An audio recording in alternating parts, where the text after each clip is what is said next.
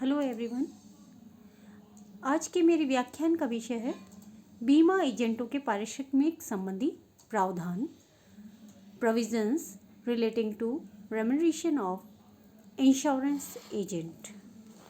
इसके पूर्व के वीडियो में हमने एक अच्छी पारिश्रमिक योजना का महत्व का अध्ययन किया था और एक अच्छी पारिश्रमिक योजना के लिए कौन कौन से तत्व आवश्यक हैं उनका हमने अध्ययन किया था।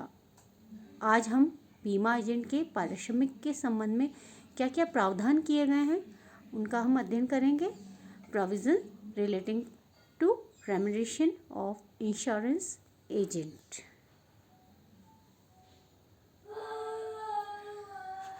बीमा एजेंट के पारिश्रमिक संबंधी कुछ प्रावधान किए गए हैं, वे इस प्रकार हैं। उनमें पहला है, एजेंट को माध्यम से जारी बीमा पत्रों पर ही पारिश्रमिक। प्रत्येक बीमा एजेंट को केवल उन्हीं बीमा पत्रों के लिए पारिश्रमिक का भुगतान किया जा सकता है जो उसके माध्यम से जारी किए गए हैं।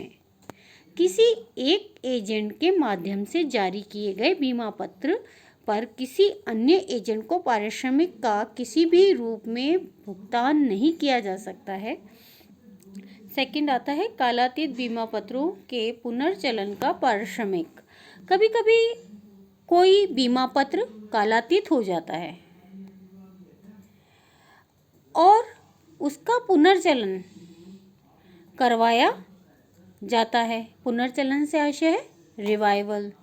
ऐसी दशा में बीमाकर्ता उस बीमा पत्र के जारी कराने वाले एजेंट, यदि वह आज भी एजेंट है तो, को सूचित करेगा तथा एक निश्चित अवधि के भीतर, कम से कम 1 माह की अवधि होती है, वह उस बीमा पत्र को पुनर्चलन या रिवाइवल कराने का अवसर देगा। यदि वह इस अवधि में उस बीमा पत्र को पुनर्चलित कराने का कार्य नहीं करता है तो बीमाकर्ता किसी अन्य एजेंट को उसके पुनर्चलन के लिए कहेगा। तब बीमा पत्र उस पुनर्चलित बीमा पत्र का कमीशन उस अन्य एजेंट को भुगतान कर सकेगा। ऐसे अन्य एजेंट का पारिश्रमिक उस बीमा पत्र को जारी कराने वाले एजेंट को मिलने वाले पारिश्रमिक की राशि के आधे से अधिक नहीं हो सकती है। उस अन्य एजेंट को पुनर्चलन की प्रीमियम राशि ब्याज छोड़कर तथा नवीनीकरण प्रीमियम राशि पर पारिश्रमिक प्राप्त होगा। थर्ड आता है, कुछ दशाओं में ग्रेच्युइटी एवं नवीनीकरण कमीशन का भुगतान। यहाँ दशाओं की जगह दशकों छपा हुआ आ गया है, टाइपिंग मिस्टेक है, आप इसे दशाओं पढ़ें।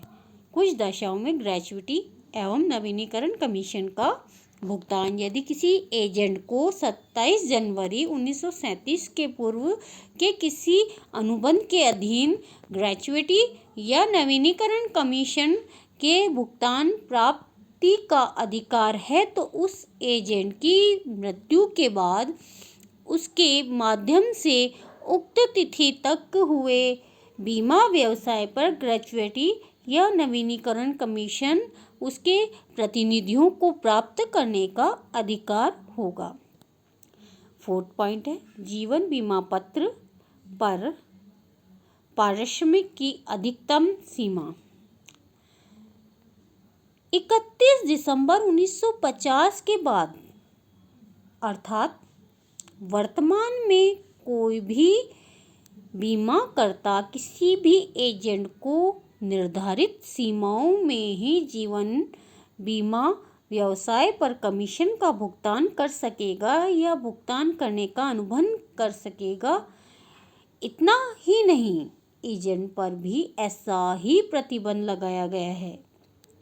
इस प्रतिबंध के अनुसार कोई भी एजेंट अपने माध्यम से जारी किए गए बीमा पत्रों पर निर्धारित सीमाओं के बाहर कमीशन प्राप्त नहीं कर सकेगा या कमीशन प्राप्त करने का अनुबंध नहीं करेगा। जीवन बीमा पत्रों पर देय कमीशन की अधिकतम सीमा इस प्रकार है। उसमें पहला है, यदि बीमा पत्र के अधीन एकल प्रीमियम के बदले तत्काल वार्षिक या निलंबित वार्षिक के भुगतान की व्यवस्था है तो अधिकतम कमीशन उस प्रीमियम के 2% के बराबर हो सकता है। दूसरा है, यदि बीमा पत्र के अधीन एकल प्रीमियम का ही भुगतान किया जाना है और निर्धारित तिथि का एक मुश्त बीमा लाभ देय है तो उस एकल प्रीमियम की राशि के अधिकतम 2% राशि के बराबर बीमा कमीशन देय हो सकता है। तीसरा है, यदि बीमा पत्र के अधीन एक से अधिक प्रीमियमों के बदले विलंबित वार्षिकी के भुगतान की व्यवस्था है तो प्रथम वर्ष की प्रीमियम राशि के अधिकतम 7.5% के बराबर राशि का कमीशन दिया जा सकता है। तत्पश्चात उसके नवीनीकरण प्रीमियम की राशि के अधिकतम 2% राशि के बराबर कमीशन दिया जा सकता है। फोर्थ है, अन्य किसी भी बीमा पत्र की दशा में प्रथम वर्ष की प्रीमियम राशि के अधिकतम 35% के बराबर राशि का कमीशन के रूप में भुगतान किया जा सकता है। तत्पश्चात दूसरे एवं तीसरे वर्ष की नवीनीकरण प्रीमियम के अधिकतम 7.5% के बराबर तथा उसके बाद प्रत्येक नवीनीकरण प्रीमियम की राशि के अधिकतम 5% के बराबर राशि के भुगतान के रूप में भुगतान किया जा सकता है। फिफ्थ पॉइंट है हमारा, प्रथम 10 वर्ष तक अन्य बीमा पत्रों पर अधिक कमीशन। कोई भी जीवन बीमा करता कंपनी अपने व्यवसाय के प्रथम 10 वर्ष तक की अवधि में अन्य बीमा पत्रों के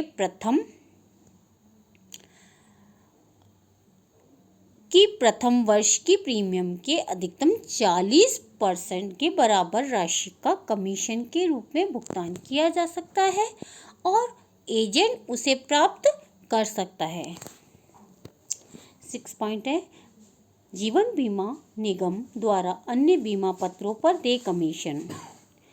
भारतीय जीवन बीमा निगम अन्य बीमा पत्रों पर बिंदु 5.4 में वर्णित प्रथम वर्ष की प्रीमियम के 20% या 20% से कम राशि के पारिश्रमिक का भुगतान करता है तथा चौथे एवं पांचवें वर्ष की प्रीमियम पर देय कमीशन की राशि का 6% से अधिक नहीं है तो निगम छठे वर्ष एवं उसके बाद के वर्षों की नवीनीकरण प्रीमियम की राशि के अधिकतम 6% के बराबर कमीशन का भुगतान किया जा सकता है।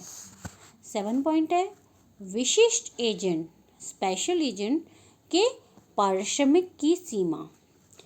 विशिष्ट एजेंट को उसके माध्यम से जारी किए गए बीमा पत्रों पर निम्न सीमा में ही पारिश्रमिक या कमीशन का भुगतान किया जा सकता है।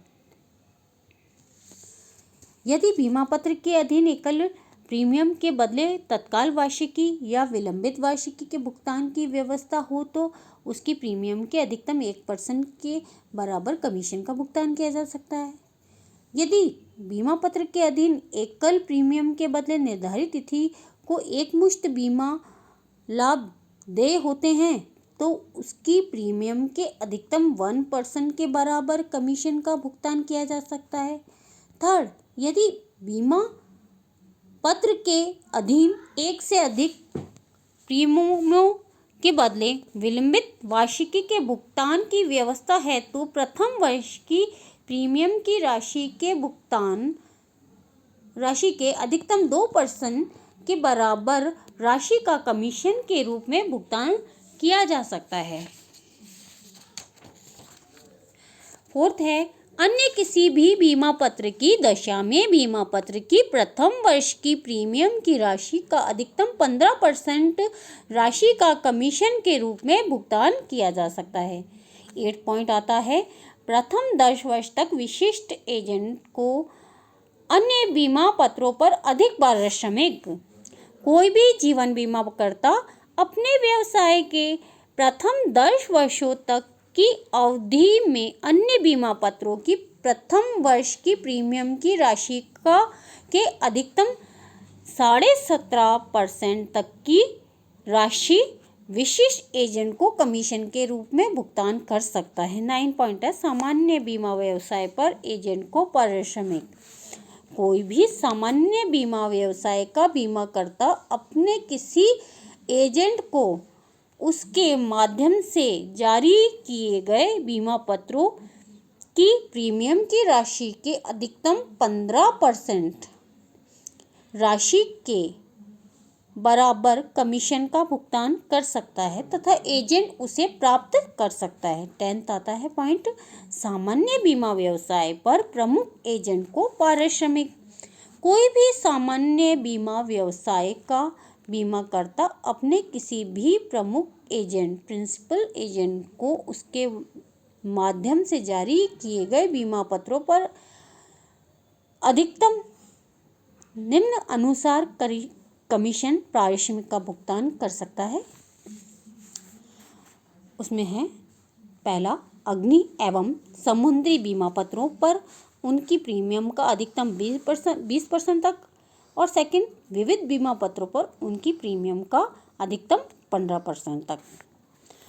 11 पॉइंट है हमारा, बीमा एजेंट द्वारा पारिश्रमिक प्रावधानों के उल्लंघन पर दंड। यदि कोई एजेंट जीवन बीमा या साधारण बीमा एजेंट, दोनों में से कोई भी हो सकता है, अधिनियम में निर्धारित सीमाओं से अधिक पारिश्रमिक का भुगतान प्राप्त करेगा तो उसे 100 के अर्थदंड से दंडित किया जा सकता है। 12 पॉइंट है, प्रमुख एजेंट की पारिश्रमिक सीमाओं का उल्लंघन करने पर बीमाकर्ता को दंड। यदि कोई बीमाकर्ता प्रमुख एजेंट को दे पारिश्रमिक की सीमाओं का उल्लंघन करता है तो उसे 100 रुपये तक के अर्थदंड से दंडित किया जा सकता है। 13 पॉइंट है, कमीशन का संचित होना। बीमा एजेंट को देय नवीनीकरण कमीशन संचित होता रहता है। उसे प्रतिवर्ष किए जाने वाले नए बीमा व्यवसाय के लिए आगामी वर्ष में तथा पिछले सभी वर्षों में किए गए सभी बीमा व्यवसाय पर प्राप्त नवीनीकरण प्रीमियम पर कमीशन प्राप्त होता रहता है। इस प्रकार पुराने सभी बीमा पत्रों पर नवीनीकरण कमीशन प्राप्त होता रहता है। 14 पॉइंट है हमारा, एजेंसी की समाप्ति के बाद कमीशन। कभी कभी बीमा एजेंट एजेंसी का कार्य करना बंद कर देता है अथवा बीमा एजेंट की सेवाओं को बीमाकर्ता द्वारा समाप्त कर दिया जाता है। ऐसी दशाओं में भी एजेंट को नवीनीकरण बोनस देय होता है, लेकिन एजेंसी की समाप्ति के बाद बोनस निम्न दशाओं में ही देय होगा। एजेंट ने एजेंसी का कम से कम 5 वर्ष तक कार्य किया हो तथा एजेंसी समाप्ति तिथि से 1 वर्ष पहले तक एजेंट के माध्यम से प्राप्त कम से कम 50,000 रुपये के बीमा पत्र चालू हों, या एजेंट ने एजेंसी का कम से कम 10 वर्ष कार्य कर लिया हो। लेकिन निम्न कारणों से एजेंसी समाप्त होने की दशा में नवीनीकरण कमीशन प्राप्त करने का अधिकार नहीं होगा। वह कौन सी दशाएं हैं? वह हैं, पहली, एजेंट द्वारा कपट करने के कारण एजेंसी समाप्त कर दी गई हो, और सेकंड है, एजेंट ने प्रत्यक्ष या परोक्ष रूप से किसी अन्य व्यक्ति के लिए बीमा व्यवसाय प्राप्त किया हो या बीमा व्यवसाय के लिए आग्रह किया हो। 15 पॉइंट है हमारा वंशानुगत कमीशन। यदि किसी बीमा एजेंट की मृत्यु हो जाती है तो उसे प्राप्त होने वाला नवीनीकरण कमीशन उसके नामांकित अथवा उत्तराधिकारी को प्राप्त होता रहता है। आज के लिए बस इतना ही। अगले वीडियो में हम आपसे पुनः नए टॉपिक के साथ मिलेंगे। धन्यवाद।